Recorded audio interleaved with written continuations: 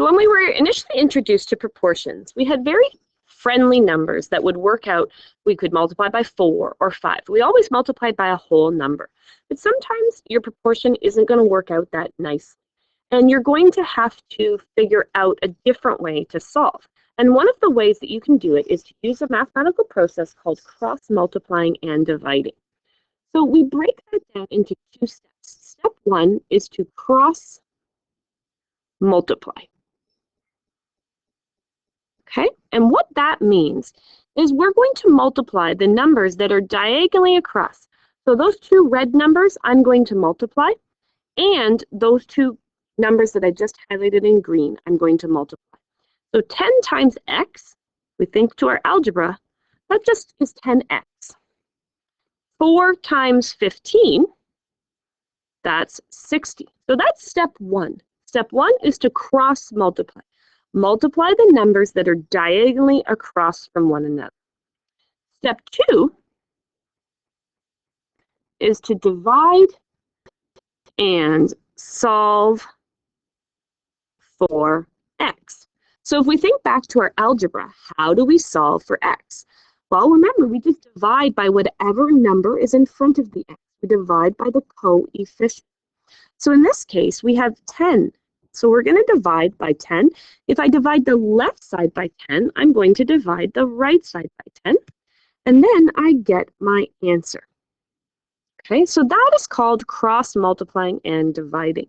You do need to show all of that work. So if you're using this process, or if you're asked to use this process, you need to properly show all of those steps. You cannot skip steps. So let's look at the next one. So again, step 1, cross-multiply.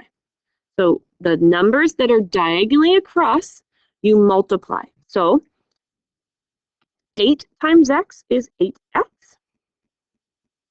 20 times 7 is 140. Notice that I always put the x on the left-hand side. So whatever thing has the x with it, I always put it on the left. It just becomes a little bit easier to solve. Then my second step is to divide. Remember, I divide by the coefficient of the x. In this case, it's 8. I divide by whatever's in front of the x. And in this case, that'll be 17.5. Now, in the second example, remember, we want to turn these into fractions. So that would be our first step before we do the cross-multiplying and dividing. So turn it into a fraction. Then, remember, set up your cross-multiply. So we're first going to do 15x. And then we're going to do 6 times 25. Then we divide. Remember, we divide by what's with the x, and in this case we get an answer of 10. So that is the process of cross-multiplying and dividing. So again, we're going to look at an application problem of this that we could use. So for every 3 maple trees that Daniel plants, Olivia plants 4 pine trees. Okay. So question asks us, if Olivia plants 196 pine trees, how many maple trees did Daniel plant? Remember, our first step is to set up a proportion. We're making something that looks like this, and we're filling in the boxes. First thing we need to do is to decide, is this a part to part, or is this a part to whole? Okay, so how can we figure that out? Well, the question talks about pine trees and maple trees.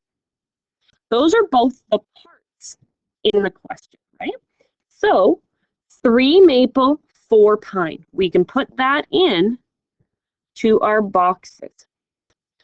Where do we put the 196? Okay, so maple, we decided to put maple on top and pine on the bottom. So what's the 196? The 196 represents pine trees. That goes on the bottom, and we'll put the X on top. So first step is always to figure out your proportion and figure out what numbers go where. Now you can do the cross multiplying and dividing step. So remember, we multiply diagonally across. So we can say 4x equals 196 times 3, which will be 588. Then our second step is to divide by whatever's with the x.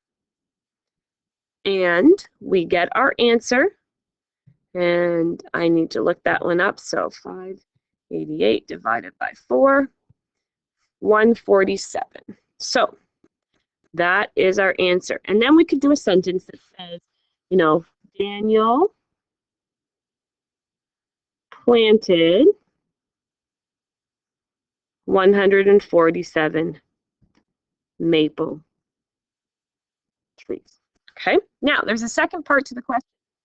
Second part says, what if together they planted 98 trees? Then how much of each were planted? Again, before you can set up a proportion, so you are going to be setting up a proportion to be able to solve. First thing you have to think about, though, is this a part to part or is this a part to whole? Notice it talks about trees. So that means it's a part to whole. So when we go back up to the top here and we see for every 3 maple, there are 4 pine, what would the whole be? How many trees are there in total? There are 7 trees in total. That's what we need to use for this particular one. 7. And then we just decide we can use 3 for maple, we can use 4 for pine. It does not matter. So I'm going to put 3 in. So now the question is, where do I put, and I can't sit there, where do I put the 98 trees? Do I put it on the top or do I put it on the bottom? I'm going to put it on the bottom because that's where my whole was, right? That's where I had my total trees. My top becomes the x. First step, cross multiply. Okay. So 98 times 3 is 294. My second step, divide by what's with the x. And 294 divided by 7, let's just check there, 42. Okay. Now, I'm not quite done this because it asks how many of each kind were planted. So I could go and set up another proportion that said 4 over 7 equals x over 98. Or, if I know that there are 98 trees and 42 of them are maple trees, I could just subtract and figure out that, that 56 of them are pine trees.